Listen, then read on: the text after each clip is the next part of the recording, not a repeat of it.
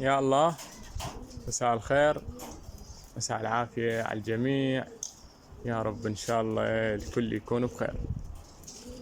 مستمرين وياكم يا حبايب بالتخريج وسوالف التخريج. بصراحة سوالف التخريج تضوج، تريد لها خلق، تريد لها صبر، تريد لها تأني، ولازم تراقب الطيور على طول. يعني نصيحة، مو تطلع الفرخات على الدشر عفتها ونزلت، لا، هاي الفرخات بعد جديدة وتتجفل من كل شي يصير وياه، اي شي يجفلها.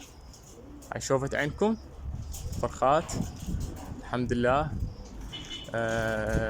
تعودت على مكان الدشر مالها، وبدت تصعد وتنزل وبدت تلعب، والطيور باقية على الدشر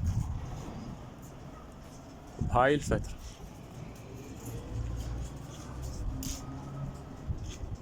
بس مثل ما قلت لك يا حبيبي، اصبر على الطير، اصبر على الطير، لا تستعجل وياه وطول بالك وياه.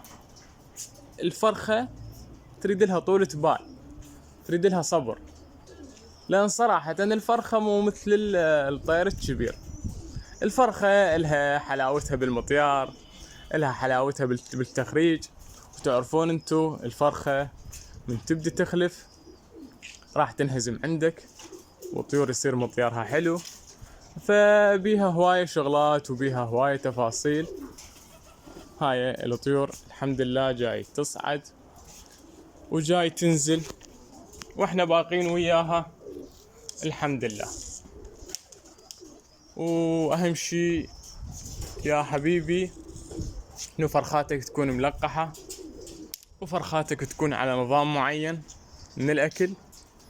يعني مو تطوبر الاكل جواها، ولا هي بعد فرخة خلي اشبعها حتى تقوم تطير زين وما اعرف شنو.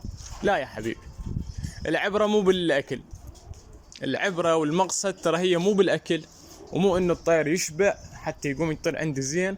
لا، الطير خليه حرك، الطير خليه نشط، الطير اخليه دمه حار. انت من راح تعودها؟ هاي فرخة طلعت عندك جديد، فاعودها على نظام. هاي شوفت عينك يا حبيبي، الفرخة اعودها على نظام واحد بالاكل. مثل ما قلت لكم سابقا، الطيور نعطيها وجبة اكل واحدة حتى الطيور تبقى بصحة جيدة وتبقى نشيطة ويبقى دمها حار. فمن تدشر الفرخة، راقب الفرخة زين وخلي عينك عليها.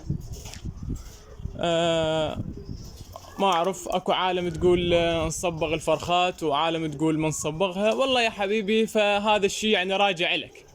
أنا بالنسبة لي ما يوم صبغت فرخ، ما يوم صبغت فرخ. يجوز أنيشن احنا أكثر، وهاي أحكي لك يعني قبل يعني مو هسه، احنا قبل من النيشن الفرخة او النيشن الطيور النيشنها بذيلها، يعني ريشة منا بريشة منا، ريشتين بالوسط، ريشتين من هاي الصفحة وريشتين من هاي الصفحة، فهيك النيشن.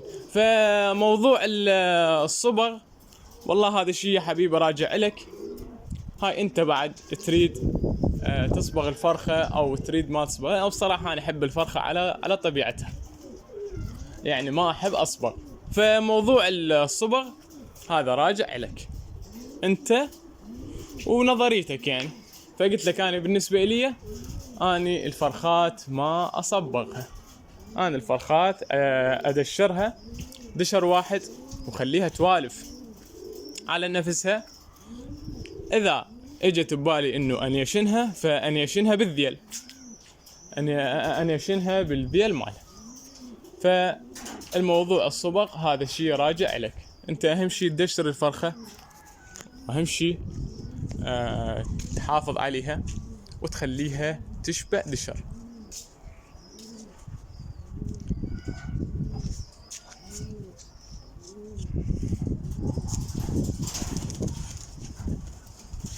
شوف فرخة شوية شوية بدت تحفظ المكان مالها، الحمد لله والشكر. بس قلت لك احنا ما نقدر نضغط على الفرخة، خليها براحتها، صعود ونزول لحد ما الفرخ يقوم يلعب منه وراحته. هاي شوف، قلت لك اي شي يجفل الطير، اي شي يجفل الطير. هاي من يجيكم الصقر يا عيني سلم لي على الصقر. فدير بالك يا حبيبي من تدشر الفرخة، راقبها زين وابقى وياها، ابقى وياها حتى ما تجفل الفرخة، لان هذا الفرخ بعده جديد، الفرخ بعده جديد وبعده ما يندل المكان.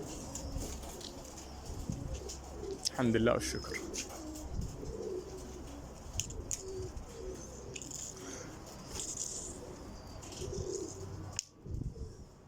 ولا تنسون الفرخة من ناحية الوقاية. هاي همتين على قولة هذا يقول الحكي بالتفاطين.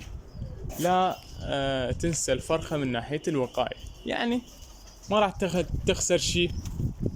إذا من تريد تنطيهن المي تسويلهن وقاية، وتعرفون انتو احنا وقايتنا وعلاجنا طبيعي بالنسبة للثوم وبالنسبة للبصل وبالنسبة للكركم وبالنسبة لخل التفاح.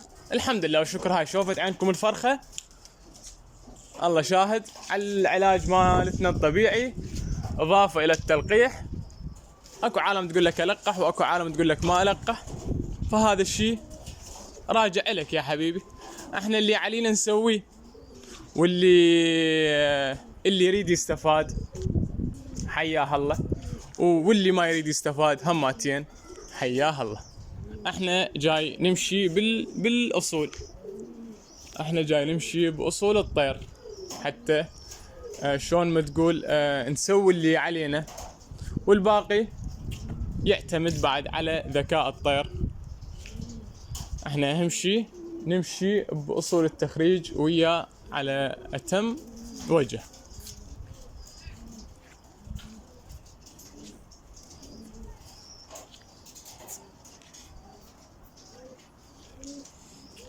يا الله يا رب عليك.